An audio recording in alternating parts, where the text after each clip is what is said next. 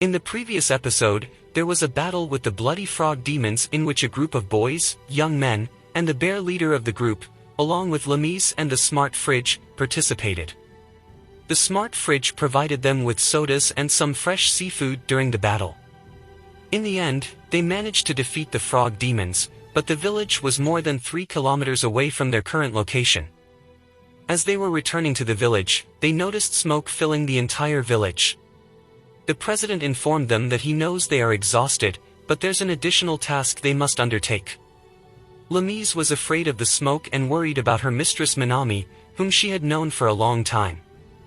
Hakan came up with an idea to communicate with Minami through the machine to see what's happening. Upon reaching the village, they discovered it had been brutally destroyed. When Lamise went to her house, she found Minami in a bad state.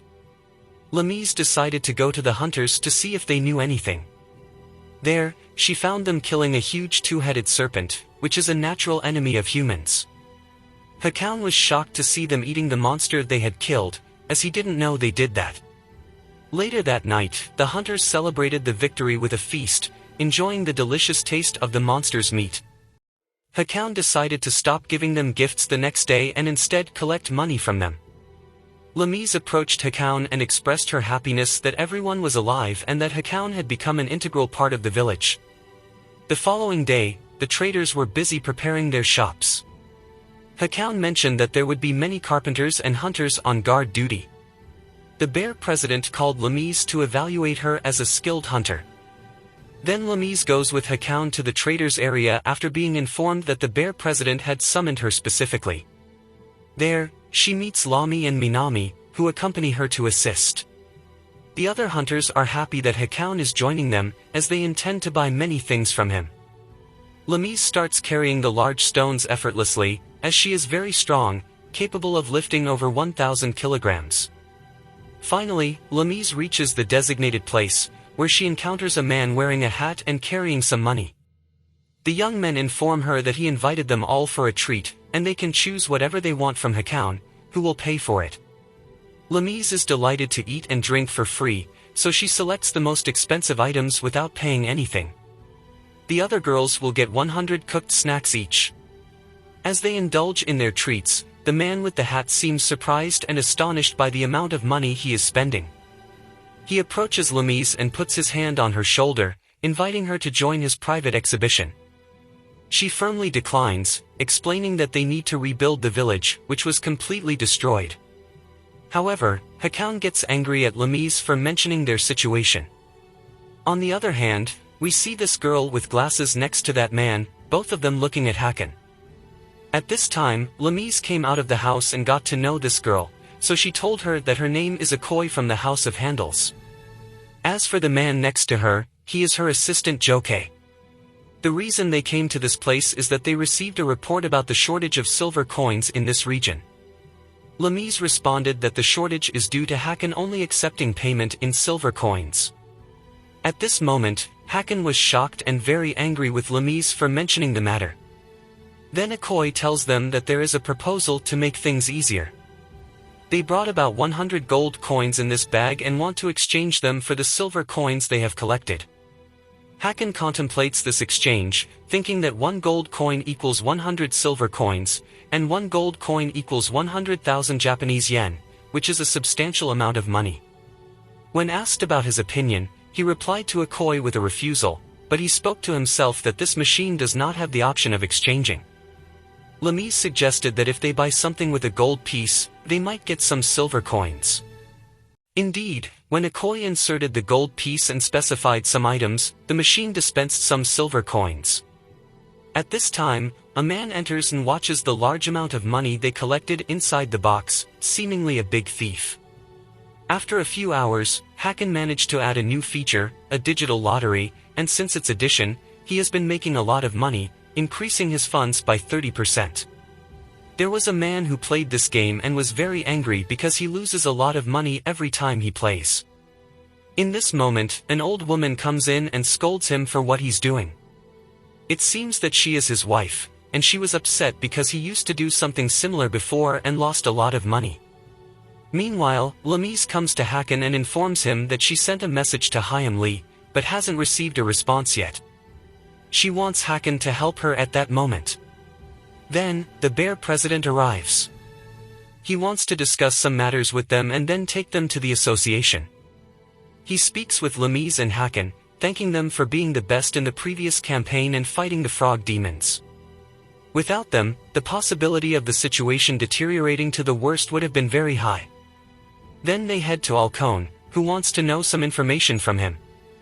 But he orders Lamise to leave the room first, and then he talks to Alcone and informs him that the recent developments in the village were as expected, but the major problem is the population and health issues. Everyone is unable to take care of themselves. However, humans are not usually so orderly. Diseases tend to spread eventually, leading to delays in rebuilding efforts. That's why Hakan asked Lamise to leave. It's all part of human behavior. Then, Hakan summons a girl named Charlie to enter. She is a beautiful girl, and Hakan is very happy to see her. He tells Charlie that it brings joy to infuse life into the village and that tightening hygiene controls would create other problems. The scene then shifts to Lamise, carrying a very happy Hakan. She notices that his body is very hot and asks what happened. The scene then switches back to Hakan, who is talking to himself about a girl who appears at noon. He used to overlook her minor mischief, but this time she surprises him. Hakan starts talking to her, and the girl gets very angry with him. One of the guards carries her away as she screams and asks them to break that thing.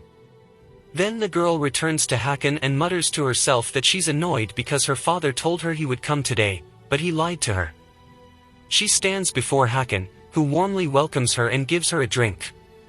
The girl thanks him, and at night, we see Hakan with Lamise. Then Hakan transforms into a deity and gives Lamise a liquid hair cleaner, making her very happy because it makes her hair shiny. The bear and the fox enter and talk about their fur. They are happy to see Hakan and want to store the fur wash to improve their fur. The scene then shifts to Lamise next to Hakan, drinking the beverage with her hand on her waist. Hakan thinks to himself that putting one's hand on the waist is not a common gesture, even in other worlds. Lamise finishes her drink, delighted with the refreshing feeling. Charlie appears and asks Hakan to give her a cold drink, specifically a brown one. Hakan gives her a fruit-flavored milk drink. The scene then shifts to a young girl standing in front of Hakan, with her grandfather. She asks Hakan about these numbers, and her grandfather tells her that these numbers change when you buy something. If they all become the same number, you get another item for free, and it is said that if you win this, you can feel happy all day long. The girl gets very excited and wants to try. The grandfather suggests she try water. Then, the girl apologizes to her mother for being a bad daughter. Her mother tells her that the worst thing our child could do is to die before us, referring to the old man they are about to move in with, along with his granddaughter. They play a game with Hakan, where if all three numbers agree with each other, he will give her a free gift. They agree on two numbers and hope the third number aligns as well. Her grandfather informs her that it never happens, but suddenly all three numbers match, and the girl becomes very happy. Her grandfather advises her to quickly choose a gift, or time will run out before she gets anything for free. She selects a drink and gives it to her grandfather, who thanks her and tells her that it will make him happy for a short while. They then move on to the bear president, who is with Hakan. When the bear president learns that Hakan can use simulation to blend in with his surroundings, he asks Hakan to demonstrate it. Hakan transforms into the appearance of the building next to them, leaving the bear amazed. The bear informs him that no one would find him this way because he has become invisible. The bear then asks Hakan to perform a task using this ability, which is to hide in a place where random crimes occurred, so he can find the culprit.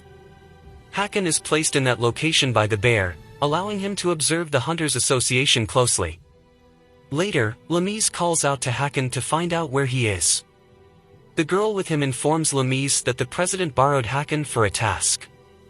Lamise goes to the association with a cart loaded with rocks, and she meets a surprised girl named Suri who asks her to hand over Hakan.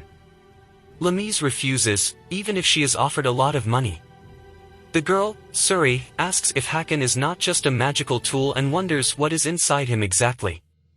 Lamise replies that she's not sure about that, but he understands and responds to what she says, so she doesn't see him differently from humans.